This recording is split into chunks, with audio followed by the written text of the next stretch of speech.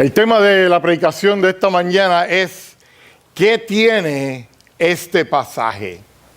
¿Qué tiene este pasaje? Decir que estamos viviendo tiempos difíciles, tiempos de angustia, tiempos de depresión, es redundante. Mi esposa y yo ya casi hemos optado por ya ni por mirar las noticias. Porque cada vez que tú enciendes el televisor y lo pones en el canal de las noticias, todo es desastre, todo es angustia, todos son problemas. Muy rara la vez que uno oye de algo positivo que ha pasado, que uno puede decir, caramba, por lo menos algo bueno pasó en este mundo. Pero no, todo es malas noticias. Y especialmente cuando suceden cosas fuera de lo común, ya tú sabes que por lo menos las próximas 24, 48 horas te van a estar repitiendo la misma noticia cada 15 minutos. Y pues estamos viviendo en tiempos difíciles. A todos nos vienen tiempos de turbación y de desorientación. Nos vienen a consecuencia porque nunca pensamos que íbamos a llegar a la situación en que estamos en el momento que estamos pasando por un momento difícil. Para muchas de estas personas que pasan momentos difíciles en su vida, estos momentos definen el tipo de vida que van a vivir el resto de sus vidas. Y me explico. Hay muchas personas que pasan por una tragedia inimaginable en su vida, y cuando les pasa esto, les cuesta mucho perdonar a la persona que le hizo el daño, les cuesta mucho perdonarse a sí mismos, y de hecho, como dije, definen su vida. Todo es todos los días repitiendo la angustia que vivieron. Pero se olvidan que a cada día, como dice la palabra, bástale a cada día con su propio afán. Ya pasaste un momento de estrago y de cuestiones difíciles. Déjalo atrás. Mira hacia adelante. Nosotros le servimos a un Señor, a un Dios, que está basado, nuestro conocimiento y nuestra creencia en Él está basada en fe. Eso es todo lo que nosotros creemos, es fe. En los estudios bíblicos hemos recalcado esto una y otra vez. Nosotros servimos a Dios, pero le servimos por fe, porque nadie puede definir a Dios. Nadie puede describir a Dios. La palabra, solamente Dios inspiró a los hombres a escribir la palabra, a su palabra, a través de la inspiración del Espíritu Santo, para utilizar palabras que nosotros pudiéramos comprender a cierto nivel quién Él es. Y muchas veces Dios se define bien sencillamente. Él dice, yo soy. Yo soy. Y la diferencia entre Dios y nosotros, entre muchas diferencias, es que Él no cambia. Él es el mismo. Nosotros cambiamos. Las circunstancias nos cambian. Nosotros estamos siendo nosotros, mientras que Dios es Dios. El pasaje bíblico de hoy, encontramos uno de estos versículos que son bien familiares en el Nuevo Testamento. Este versículo de hoy fue pronunciado exclusivamente por Jesús, al maestro al que nosotros le servimos, el maestro de Galilea. Es un pasaje dirigido a los que lloran y a los que sufren, a los que necesitan ganar fuerzas para poder seguir hacia adelante. Muchas veces pasamos por pruebas y situaciones que son tan difíciles que nos agotan. Nos sentimos como que, como dicen por ahí, que nos han dado una paliza. Pero es porque emocionalmente coge tanto de nosotros poder sobrellevar y sobrepasar la prueba que estamos viviendo, que a veces físicamente, aunque estamos hablando del mundo de las emociones, físicamente demostramos lo que estamos pasando. Todos tenemos situaciones y memorias que nos motivan a seguir hacia adelante también. No todas las memorias son malas, Tenemos buenas memorias, memorias de cuando nuestros hijos nacen, memorias de cuando nos dan una promoción en el trabajo, memorias cuando nos ganamos algo que no pensábamos que nos íbamos a ganar, pero Dios vio bien de que fuéramos bendecidos de esa manera. Porque Dios tiene un plan para cada uno de nosotros. Y yo siempre se lo recalco. Dios tiene un plan para cada uno de nosotros. No importa que tú tengas 4, 5, 7 años de edad, 70, 80, 90. Mira, Dios tiene un plan para ti. Lo ha demostrado en su palabra cuando ha utilizado a gente, se le ha llegado a personas en distintas etapas de su vida, en distintas edades, pero sin embargo el plan de Dios siempre se revela. David fue uno. David era un chamaquito joven que lo tenían aprendiendo el negocio de la familia, las ovejas. Y cuando era joven fue ungido para ser rey sobre los judíos. Pero no pasó inmediatamente, no pasó el otro día, ni al mes siguiente, ni al año siguiente. Pasaron muchos años. Muchas cosas pasaron en la vida de David que cualquiera diría, pero Señor, pero tú no me escogiste a mí. ¿Y por qué me quieren matar? ¿Por qué me persiguen? ¿Por qué tengo tantos enemigos? Pero Dios tenía un plan. Y el plan de Dios para David era tan grande que todavía aproximadamente 3000 años de historia más tarde, todavía estamos hablando de David. Todavía leemos sus salmos, su historia en Crónicas, Reyes. Donde quiera tenemos la historia de David. Pero no porque David era un gran hombre, era porque David le servía a un gran Dios. Y ese Dios es el mismo Dios que tú le puedes servir hoy en día. El versículo de hoy no es nada distinto a esta memoria de la que estábamos hablando. Es un versículo que es para los tiempos difíciles como para los tiempos buenos. Te sirve de aliento de la misma manera que te sirve de inspiración. Y la pregunta de hoy es, ¿qué tiene este mensaje que otros no tienen? Bien, Juan capítulo 14, versículo 1, dice así en el nombre del Padre, del Hijo y del Espíritu Santo. No se turbe vuestro corazón, creéis en Dios, creed también en mí. Jesús comienza con una expresión que envuelve el conocimiento sobrenatural que Dios tiene acerca de nosotros. Hay ocasiones en que esto puede ser interpretado como que Dios tiene ventaja sobre nosotros. Pero es que muchas veces se nos olvida de que Dios nos creó a nosotros y no nosotros a Él. Queremos utilizar a Dios de acuerdo a nuestras necesidades, moldearlo de acuerdo a lo que nosotros pensamos y creemos que Él es. Pero nos olvidamos de que Él es un ser supremo y trascendental que nosotros con nuestra mente finita no podemos definir. Con lo finito no podemos definir lo infinito. Es imposible. Pero ese es el Dios al que nosotros le servimos. Él dice, no se turbe vuestro corazón. Esta expresión está en plural. Él no estaba hablándole a nadie en específico. Él estaba dando un mensaje general. Pero ese mensaje no era solamente a los que estaban presentes con él. Este mensaje fue dirigido porque Jesús, siendo el Hijo de Dios, siendo el segundo de la Trinidad, Él sabía que desde Génesis hasta el día de hoy, nosotros estaríamos hablando de la promesa del Redentor, de la venida del Redentor y de la segunda venida de este Redentor. Y por lo tanto, cuando Jesús no habla simplemente al grupo que estaba presente. Él le estaba hablando a las generaciones que vendrían mucho después de Él. La realidad es que Él nos creó. Y Él sabe cómo nosotros pensamos, cómo nosotros actuamos, cómo nos comportamos. Él sabe nuestras debilidades. Él sabe qué son los momentos fuertes que nosotros tenemos y los momentos difíciles. Él los conoce a todos. Pero Él está dispuesto a estar contigo en cada momento. Amen.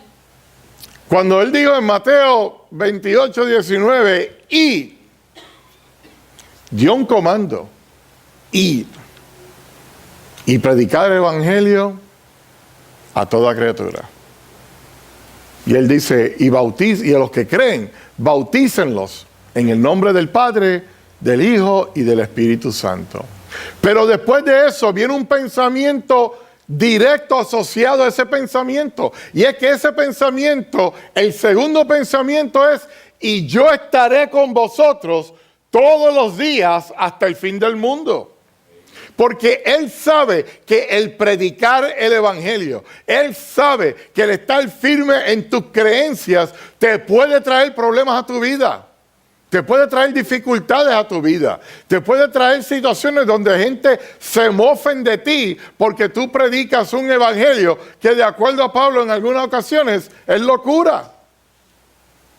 Pero él sabía que nosotros íbamos a tener una necesidad de él en todo momento de nuestras vidas. Y por eso él dice, tú haz lo que yo te ordeno que hagas, pero si así lo haces, yo voy a estar contigo hasta el fin del mundo. Voy a estar presente. Voy a estar ahí para defenderte. Voy a estar ahí para levantarte. No podrá venir nada contra ti que yo no te pueda defender de eso. Este mismo Jesús, 2 capítulos más adelante, en Juan 16, 33, dice, estas cosas os he hablado para que en mí tengáis paz. En el mundo tendréis aflicción, pero confiad, porque yo he vencido al mundo. Las enfermedades y el dolor es algo que nos llega a todos en cualquier momento de nuestras vidas.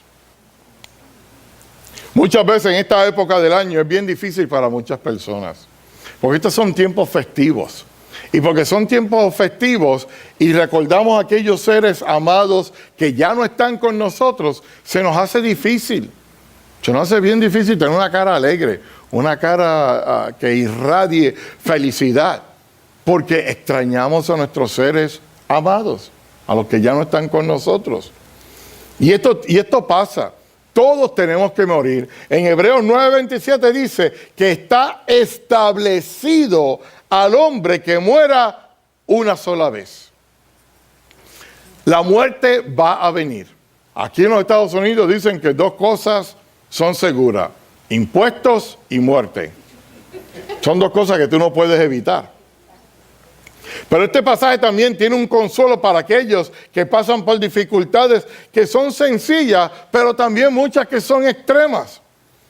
Pablo, como yo estaba diciendo anteriormente, en 2 Corintios 1, 3 al 4, dice, bendito sea el Dios y Padre nuestro Señor Jesucristo, Padre de misericordias y de toda consolación, el cual nos consuela en todas nuestras tribulaciones, para que podamos también nosotros consolar a los que están pasando por tribulación. Así que esto no es para un servicio propio tuyo. Esto es que el Señor te consuela a ti para que tú le devuelvas el favor a Dios y consueles a otro. El mensaje de Jesucristo fue bien sencillo cuando estaba en la tierra. Ama a Dios con toda tu mente, con todo tu corazón y con todas tus fuerzas, y ama a tu prójimo como a ti mismo. Él vino a revocar la ley, porque la ley era muy estricta. Y no solamente era estricta, los que enforzaban la ley eran más estrictos e hipócritas, y Dios vino a romper con todo eso. Cuando estuvimos aquí la semana pasada, haciendo el alcance comunitario, una cosa que yo repetí muchas veces a las personas que venían aquí es porque preguntaban si nosotros básicamente le controlamos la vida a la gente. Y digo, no. En nuestra iglesia predicamos la palabra del Señor. Y la palabra del Señor dice que vengas tal y como estás, tal y como eres. Nosotros no estamos juzgando a nadie. Nosotros no debemos juzgar a nadie. Cuando la persona, mira, sí, el hecho de que la persona llegó hasta el templo, debemos estar agradecidos y decirle bienvenido, tal y como estás. Para los que no lo saben, este edificio tiene un hijo. Yo lo llamo un hijo. Pero es un homeless. En las noches de frío, en los días que está lloviendo, él duerme en esta acera aquí del edificio. Y el domingo pasado, él se dio cuenta de que aquí estábamos dando café. Y él entró, se sentó, cogió su tacita de café y disfrutó de su café. Y se llevó un par de golosinas también después, ¿verdad? Como yo digo, orden calle. Se llevó algo para comerse más tarde. A eso fue lo que el Señor nos llamó. A recibir gente así. No solamente es a recibir a los bonitos, a los que se visten bien, a los que huelen bien, a los que creen que saben más que nadie de Biblia. Eso no fue lo que el Señor vino. De hecho, nuestro Señor Jesucristo fue criticado constantemente por los religiosos porque siempre estaba al lado recibiendo a aquellos que la sociedad ya había rechazado. El ejemplo lo tenemos en el sermón del domingo pasado, de los 10 leprosos. Él habló, reconoció a 10 hombres que la sociedad había rechazado, que la sociedad había marginado. Y nosotros estamos llamados a recibir y a tratar de alcanzar a esos mismos que la sociedad echa a un lado. Muchas veces nos olvidamos que un día, cuando le dimos nuestra vida al Señor, el Señor perdonó nuestros pecados. Nos olvidamos que estábamos enterrados en el fango del pecado, pero ahora que estamos limpios y bien bonitos y cubiertos por la gracia de Jesús, por la sangre de Jesús, se nos olvida de dónde el Señor nos sacó. Pedro lo escribió cuando dijo: nosotros hemos pasado de la oscuridad a su luz y de su luz a su luz admirable. Porque Dios tiene un plan para cada uno de nosotros.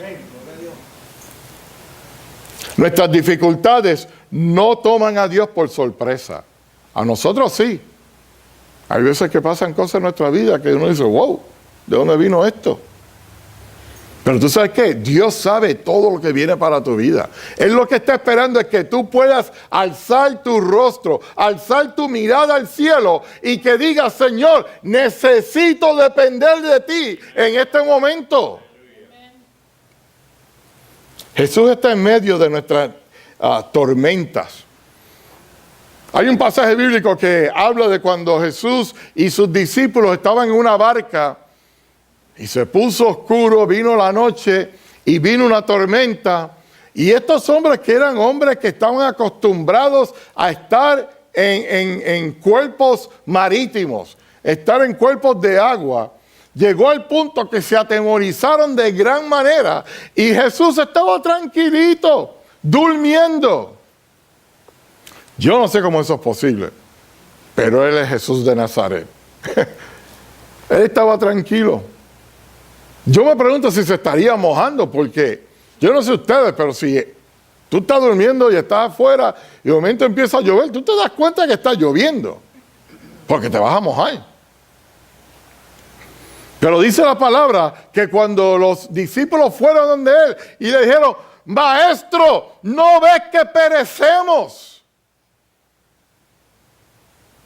Imagino que Jesús se levantó, se estrujó los ojos un poquito para poder ver mejor y le dijo a la tormenta: calla y enmudece. Calla y enmudece. Calla y enmudece. Ese mismo Jesús, en la tormenta que tú estás pasando en tu vida, todavía tiene la autoridad de decirle a tu tormenta: calla y enmudece. Tú no tienes que estar pasando por problemas de necesidad, porque Dios está para suplir. Jesús dijo, ¿creéis en Dios? Creer es una palabra, de esas palabras que transforman nuestras vidas. De acuerdo al diccionario libre, la definición de creer es la siguiente: considerar o aceptar una cosa como cierta sin tener pruebas irrefutables de ella. Y Dios sabía que creer en Él con nuestra mente humana es imposible. Y es por eso que Él depositó su fe en nosotros, para que pudiéramos creer. Para que pudiéramos creer, punto. Todo lo que nosotros hacemos es en fe. Servir a Dios es en fe. Darle reconocimiento a Jesús como nuestro Salvador es en fe. Creer de que Dios existe es en fe. No hay prueba física de que Dios existe. Pero sí hay prueba que Él utilizaba cosas físicas para demostrar su presencia. Hay momentos en la Biblia en que Dios era una nube. Hay momentos en que Dios era un viento. Hay momentos en que Dios era una paloma o Dios era un espíritu.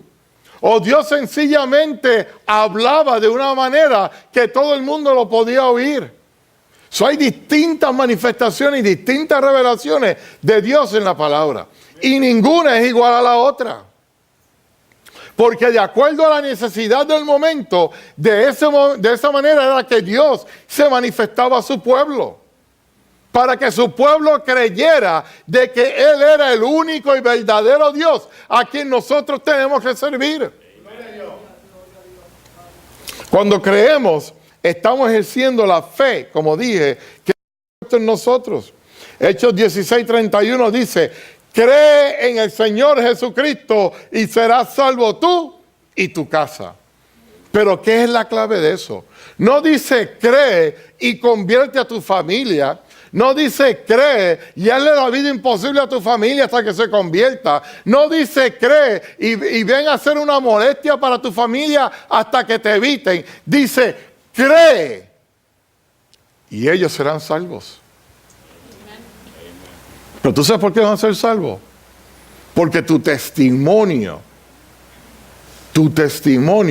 es lo que va a dar el valor de lo que tú crees. Porque de la boca para afuera cualquiera puede decir lo que sea. Pero es en los momentos en que nadie te está mirando, es en los momentos en que nadie te está escuchando, es en los momentos que tú no esperas que alguien te esté observando, que es cuando todos los ojos están puestos en ti, mirando a ver cómo tú reaccionas, cómo tú te comportas, de qué manera tú crees, qué tan grande es el Dios a quien tú le crees. Hay una expresión que dice, no creas que tu problema es grande. Déjale saber a tu problema que tu Dios es más grande que tu problema. Jesús mismo en Marcos 9:23 dice, si puedes creer, al que cree, todo se le es posible. Eso yo lo creo. Eso yo lo he vivido. Porque cosas han pasado en mi vida que yo he dado aquí de montones de testimonios de cosas que el Señor ha hecho en mi vida, que yo me he quedado callado, he orado y se lo he puesto en las manos del Señor. Y el Señor no solamente contesta, el Señor se luce en su contestación. Porque va más allá de lo que tú pediste. Va más allá de lo que cualquiera pudiera decir. Bueno, a lo mejor fue esto. O pueden decir, a lo mejor fue una casualidad. Mira, en Dios no hay casualidades. En Dios todo opera bajo su control, bajo su mano. Y mientras nosotros estemos bajo su control y su mano, no hay nada que temer. Jesús dijo, cree porque ya yo he vencido al mundo. Eso quiere decir que no hay nada por lo que tú estés pasando, que Dios no pueda tener control de esa situación. Pueden ser problemas en el trabajo, problemas en la familia, problemas con los hijos, problemas con la suegra, los suegros. No hay ningún amén, pero oí mucha risa. El Señor tiene control de todo eso. De todo eso. De las cosas más sencillas que nosotros a veces decimos, yo no voy a molestar a Dios con eso. Dios quiere que tú lo molestes. Dios quiere que tú dependas de Él para todo. Y en todo. Con esto voy a concluir. En el versículo 5 del mismo capítulo, el apóstol Tomás hizo una pregunta que todavía ha resonado a través de miles de años. Y Jesús había dicho que Él era el camino. Pero Tomás tuvo que preguntar. Tomás dijo, ¿cómo sabremos el camino para llegar a ti? Tomás acababa de oír de las promesas de una vida en el cielo. Tomás acababa de escuchar a Jesús decir, en la casa de mi Padre muchas moradas hay, pero yo me voy para preparar lugar para vosotros, para que donde yo esté, también ustedes puedan estar conmigo. Eso es el amor de Dios. Y acabando de oír todo eso, todavía Tomás pregunta, ¿y cómo podemos hacer esto?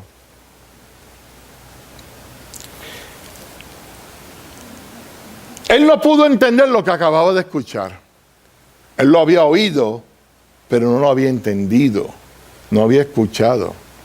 Pero Tomás, el Señor le estaba hablando y él no entendía lo que el Señor le estaba diciendo.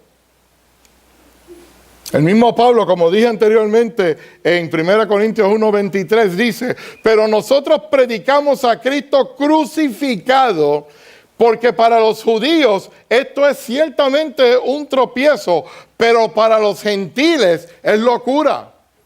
O sea, para los judíos era un obstáculo pensar que alguien de su propia raza reclamara ser el gran yo soy, reclamara ser el Mesías prometido. Eso era un problema terrible para los judíos poder aceptar esto. Pero para los gentiles, para todas estas iglesias que estaban en Galacia, en Tesalónica, en Asia Menor, que lo que predicaban y lo que entendían eran las creencias grecorromanas o las creencias helenísticas del tiempo, donde eran idólatras, y Pablo les está llevando el mensaje de que hay un solo Dios, un solo Redentor y un solo Salvador. Pero no podían entender eso. Este evangelio y sus promesas de vida eterna son locuras para aquellos que no tienen fe. Porque tú le dices a cualquier persona en la calle que tú eres cristiano y que tú estás esperando la segunda venida de Cristo, que tú estás esperando el rapto, de que tú estás esperando vivir por la eternidad,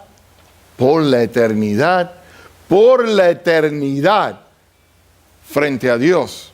Y te van a decir, tú estás loco. De creer en un hombre que vivió 2000 años atrás, de creer de que Él murió por nuestros pecados. Lo que pasa es que ellos no entienden que eso no fue lo único que hizo Jesús. Jesús sanó a los leprosos, levantó al paralítico, resucitó a los muertos. No solamente vivió y murió, Él mismo resucitó y está sentado a la diestra del Dios Padre. Una gran diferencia entre los otros líderes religiosos del mundo, los cuales ninguno de ellos han reclamado ser el Hijo de Dios. Solo Jesús. Tomás pensaba que llegar al cielo era una fórmula. Si hago esto, o me comporto de esta manera, o me abstengo de lo otro, o hablo de esta manera, o dejo de hablar de esta manera, me voy a ganar al cielo. Y hoy en día en la iglesia hay muchos cristianos que piensan de esa manera. Se creen que se van a ganar la salvación por su comportamiento. La salvación es un regalo.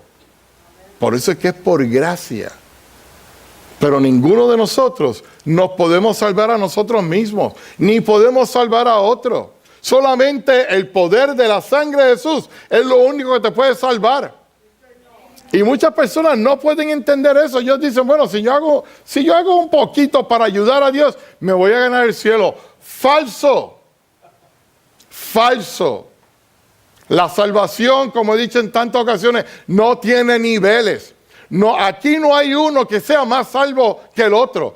Todos tenemos la misma salvación porque todos tenemos al mismo Redentor. Jesús, en su gran misericordia, le dio la fórmula y la contestación a Tomás cuando en el versículo 6 le dice, yo soy el camino, yo soy la verdad y yo soy la vida. En este pasaje Jesús le dejó saber a Tomás y al resto de la humanidad por los siglos de los siglos de que Él era el camino, de que Él es la contestación. Jesús nunca reclamó que Él podía mostrarnos el camino. Él dijo que Él era el camino.